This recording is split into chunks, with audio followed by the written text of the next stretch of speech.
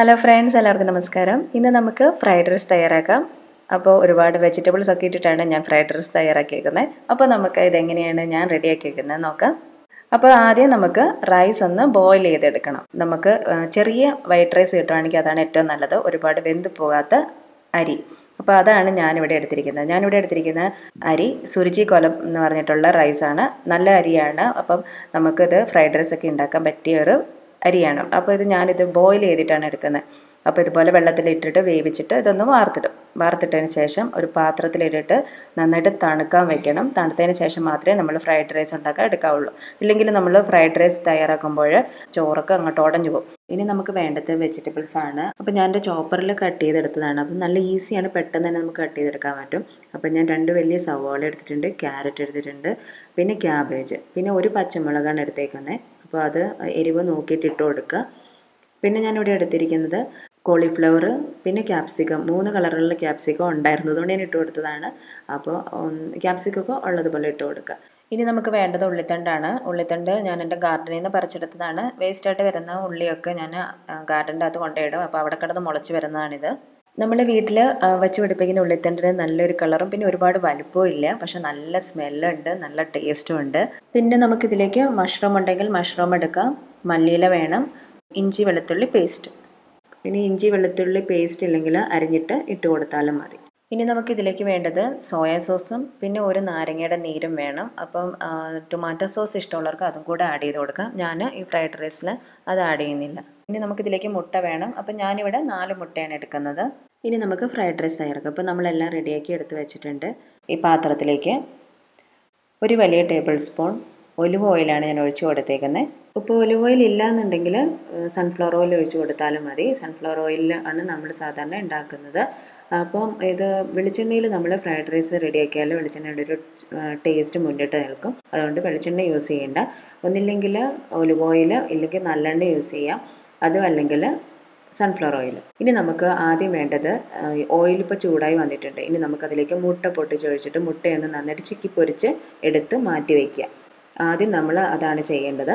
മുട്ടയെല്ലാം പൊട്ടിച്ചൊഴിച്ചിട്ടുണ്ട്. ഇനി നമുക്കതിലേക്ക് ആവശ്യത്തിന് ഉപ്പും കുറച്ച് കുരുമുളക് പൊടിയും കൂടി ഇട്ട് കൊടുത്തിട്ട് നന്നായിട്ടൊന്ന് ചിക്കി പൊരിച്ചെടുക്കണം. അപ്പോൾ നമ്മൾ ഫ്രൈഡ് റൈസ് റെഡിയാക്കുമ്പോൾ നല്ല ഹൈ ഫ്ലെയിമിൽ വെക്കുകയും വേണം, അതുപോലെ തന്നെ കരിഞ്ഞു പോകാൻ പാടില്ല. അപ്പോൾ നല്ല അടികട്ടിയുള്ള പാത്രം ഉണ്ടെങ്കിൽ അതുപോലത്തെ പാത്രത്തിൽ നമുക്ക് ഫ്രൈഡ് റൈസ് റെഡിയാക്കി എടുക്കുന്നതാണ് നല്ലത്.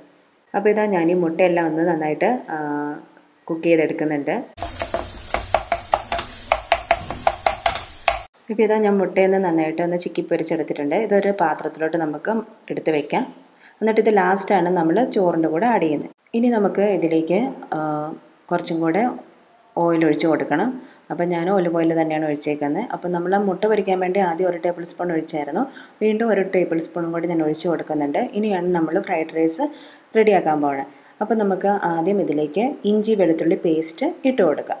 അപ്പം ഇഞ്ചി വെളുത്തുള്ളി പേസ്റ്റ് ഇല്ലയെന്നുണ്ടെങ്കിൽ ഇഞ്ചിയും വെളുത്തുള്ളിയും ചെറുതായിട്ട് അരിഞ്ഞിട്ട് അങ്ങനെ ഇട്ട് കൊടുത്താലും മതി. അപ്പോൾ നമുക്ക് ഇഞ്ചി വെളുത്തുള്ളി പേസ്റ്റ് നന്നായിട്ടൊന്ന് എണ്ണയിൽ മൂപ്പിച്ചെടുക്കണം. അതിൻ്റെ ആ പച്ച ചുവയൊക്കെ ഉണ്ട്, അതൊക്കെ ഒന്ന് മാറ്റിയെടുക്കണം. അപ്പോൾ ഇതാ ഇഞ്ചി വെളുത്തുള്ളി പേസ്റ്റ് ഇതാ നന്നായിട്ട് മൂത്ത് വന്നിട്ടുണ്ട്. അപ്പോൾ ഇനി നമുക്ക് ഇതിലേക്ക് നമ്മളെടുത്ത് വെച്ചിരിക്കുന്ന സവോളയും പച്ചക്കറികളൊക്കെ ഇട്ട് കൊടുക്കാം. അപ്പോൾ ഹൈ ഫ്ലെയിമിൽ വെക്കുക. ഇപ്പോൾ ഇതാ ഞാൻ സവോള ഇട്ട് കൊടുത്തിട്ടുണ്ട്. അപ്പോൾ ഓരോന്നും ഇട്ട് കൊടുക്കുമ്പോൾ നമ്മൾ ജസ്റ്റ് ഒന്ന് മിക്സ് ചെയ്ത് കൊടുക്കുക, കാരണം ഹൈ ഫ്ലെയിമിലാണ് ഇരിക്കുന്നത്. അതിനുശേഷം ഇതിലേക്ക് നമുക്ക് അരിഞ്ഞ് വെച്ചിരിക്കുന്ന ക്യാരറ്റ് ഇട്ട് കൊടുക്കാം. അപ്പം ബീൻസ് ഉണ്ടെങ്കിൽ ബീൻസും കൂടെ ഇട്ട് കൊടുക്കാം. എൻ്റെ കയ്യിൽ ഇല്ലാത്തതുകൊണ്ടാണ് ഇട്ട് കൊടുക്കാത്തത്. പിന്നെ നമുക്കിതിലേക്ക് കോളിഫ്ലവർ ഇതേപോലെ ചെറുതായിട്ട് അരിഞ്ഞെടുക്കണം. അപ്പോൾ അതും കൂടെ ഞാൻ ഇട്ട് കൊടുത്തിട്ട് 1 മിനിറ്റ് നേരം ഒന്ന് വഴറ്റിയെടുക്കണം. അപ്പോൾ നമ്മൾ ശ്രദ്ധിക്കേണ്ട കാര്യം, പച്ചക്കറികൾ ഒരുപാട് നേരം വഴന്നു പോകാൻ പാടില്ല. ഇതിൻ്റെ ഒപ്പം തന്നെ കുറച്ച് ഉപ്പും കൂടെ അങ്ങ് ഇട്ട് കൊടുക്കുക. എന്നിട്ട് ഒന്ന് മിക്സ് ചെയ്തെടുക്കുക. ഇനി നമുക്ക് അതിലേക്ക് അരിഞ്ഞു വെച്ചിരിക്കുന്ന പച്ചമുളക്, അപ്പം ഞാൻ ഒരേ ഒരു പച്ചമുളക് മാത്രമേ ഇട്ട് കൊടുക്കുന്നുള്ളൂ, കാരണം നമ്മൾ കുരുമുളക് പൊടിയൊക്കെ ആഡ് ചെയ്യുന്നതുകൊണ്ട് ഒരേ ഒരു പച്ചമുളകേ ഞാൻ ഇട്ട് കൊടുക്കുന്നുള്ളൂ. അപ്പോൾ എരിവ് നോക്കിയിട്ട് ഇട്ട് കൊടുക്കുക. അപ്പോൾ ഞാൻ പച്ചമുളകും ഇട്ട് ഉപ്പും ഇട്ട് ഒന്ന് മിക്സ് ചെയ്തതിന് ശേഷം അതിലേക്ക് മഷ്റൂം നമ്മൾക്ക് ഉണ്ടെങ്കിൽ ഇട്ട് കൊടുക്കാം. അപ്പോൾ ഇതെല്ലാം കൂടി ഇട്ട് കൊടുത്ത് ഞാനൊന്ന് മിക്സ് ചെയ്തിട്ടുണ്ട്.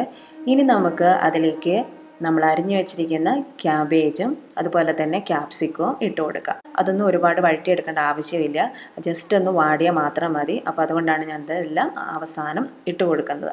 അപ്പോൾ ഇതെല്ലാം കൂടി ഇട്ട് കൊടുത്തിട്ട് ഞാൻ ഒന്നും കൂടി ഒന്ന് ഇളക്കിയെടുക്കുന്നുണ്ട്. ഇനി നമുക്ക് ഇതിലേക്ക് ഉള്ളിത്തണ്ട് ഉണ്ടെങ്കിൽ ഒരുപാടുണ്ടെങ്കിൽ ചെറുതായിട്ട് മുറിച്ചിട്ട് അതൊന്ന് ഇട്ട് കൊടുക്കാം. ഇല്ലെങ്കിൽ ലാസ്റ്റ് ഒന്ന് ജസ്റ്റ് ചോറിൻ്റെ മേലെ ഒന്ന് വിതറി കൊടുത്താലും മതി. അപ്പോൾ ഞാൻ എൻ്റെ കയ്യിലുള്ളതുകൊണ്ട് ഞാനിത് അതും കൂടി ഇട്ട് കൊടുത്തിട്ടുണ്ട്. ഞാൻ പറഞ്ഞില്ലേ നല്ലൊരു ടേസ്റ്റും നല്ലൊരു മണമുണ്ട് ഉള്ളിത്തണ്ടിന്. നമ്മൾ വീട്ടിൽ വെച്ച് പിടിപ്പിച്ചുകൊണ്ടാണോ എന്നറിയില്ല. അപ്പോൾ ഞാൻ അതും കൂടി ഒന്ന് ഇട്ട് കൊടുത്തിട്ടുണ്ട്. ഇനി നമുക്കിത് ചോറിട്ട് കൊടുക്കാം. അപ്പോൾ ഞാൻ പറഞ്ഞില്ലേ ചോറ് നമ്മൾ ആദ്യം ഒന്ന് വേവിച്ച് തണുപ്പിച്ച് എടുക്കണം. അല്ലെങ്കിൽ നമ്മളിങ്ങനെ മിക്സ് ചെയ്തെടുക്കുമ്പോൾ ചോറ് ഉടഞ്ഞു പോകും. അപ്പോൾ റൈസ് ഇട്ട് കൊടുത്തിട്ട് ജസ്റ്റ് ഒന്ന് മിക്സ് ചെയ്യുക. അതിനുശേഷം നമുക്കതിലേക്ക് നമ്മൾ നേരത്തെ എടുത്ത് വെച്ചിരിക്കുന്ന സോയാ സോസ് 1 ടേബിൾ സ്പൂൺ ഒഴിച്ചു കൊടുക്കുക. അതിനുശേഷം ഒരു നാരങ്ങയുടെ നീരും കൂടെ ഒഴിച്ചു കൊടുക്കണം. അപ്പോൾ അതും കൂടെ ഞാൻ ഒഴിച്ചു കൊടുത്തിട്ടുണ്ട്. എന്നിട്ട് നന്നായിട്ടൊന്ന് മിക്സ് ചെയ്യുക. മിക്സ് ചെയ്തതിന് ശേഷം ഉപ്പ് പാകത്തിനാണ് നോക്കുക. കാരണം സോയാ സോസിൽ ഉപ്പുള്ളതുകൊണ്ട് നമ്മൾ ആദ്യം ചോറിൽ വേവിച്ചപ്പോൾ ഉപ്പിട്ടിട്ടുണ്ടായിരുന്നു. അതുപോലെ തന്നെ നമ്മൾ വെജിറ്റബിൾസൊക്കെ വഴറ്റുമ്പോൾ ഉപ്പിട്ട് കൊടുത്തിട്ടുണ്ടായിരുന്നു. പിന്നെ നമുക്ക് എരിവൊക്കെ ഉണ്ടോയെന്ന് നോക്കാം ഈ സമയത്ത്. എന്നിട്ട് എരിവ് കുറവാണെന്നുണ്ടെങ്കിൽ നമുക്ക് ഇതിലേക്ക് കുരുമുളക് പൊടി ആഡ് ചെയ്ത് കൊടുക്കാം. അതുപോലെ തന്നെ ഞാനിപ്പോൾ ഇതാ ഉപ്പും കൂടെ ആഡ് ചെയ്ത് കൊടുത്തിട്ടുണ്ട്. ഇനി നമുക്ക് ഇതിലേക്ക് നമ്മൾ നേരത്തെ പൊരിച്ച് വെച്ചിരിക്കുന്ന മുട്ട ഇട്ട് കൊടുക്കാം. അപ്പം നമ്മളിത് നേരത്തെ പൊരിച്ച് മാറ്റി വെച്ചിട്ടുണ്ടായിരുന്നു. അപ്പോൾ അതും കൂടി ഇട്ട് കൊടുത്തിട്ട് നന്നായിട്ടൊന്ന് മിക്സ് ചെയ്തെടുത്തിട്ടുണ്ട് ഞാൻ.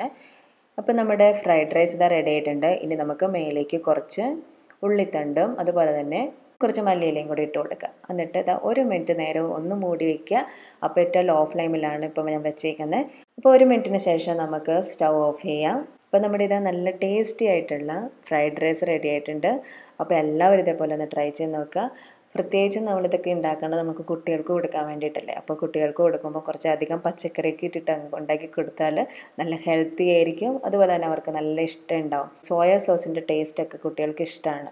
അപ്പോൾ ഇതൊക്കെ കുറച്ചൊക്കെ ഒഴിച്ച് നമുക്ക് ഇതുപോലെ ഫ്രൈഡ് റൈസ് റെഡിയാക്കി എടുക്കാം. അപ്പോൾ ഇന്നത്തെ റെസിപ്പി എല്ലാവർക്കും ഇഷ്ടമായല്ലോ. അപ്പോൾ വീഡിയോ ഇഷ്ടമായിട്ടുണ്ടെങ്കിൽ വീഡിയോ ലൈക്ക് ചെയ്യുക. അതുപോലെ തന്നെ നിങ്ങളുടെ ഫ്രണ്ട്സിനും കൂടെ ഷെയർ ചെയ്ത് കൊടുക്കുക. എപ്പോഴും പറയുന്നത് പോലെ തന്നെ ചാനൽ സബ്സ്ക്രൈബ് ചെയ്യാതെയാണ് ഈ വീഡിയോ കാണുന്നതെങ്കിൽ ചാനലൊന്ന് സബ്സ്ക്രൈബ് ചെയ്യുക. തൊട്ടടുത്തുള്ള ബെൽ ബട്ടണും കൂടെ ഒന്ന് ക്ലിക്ക് ചെയ്യുക. മറ്റൊരു നല്ല വീഡിയോ ആയിട്ട് വരുന്നത് വരെ എല്ലാവർക്കും നന്ദി, നമസ്കാരം.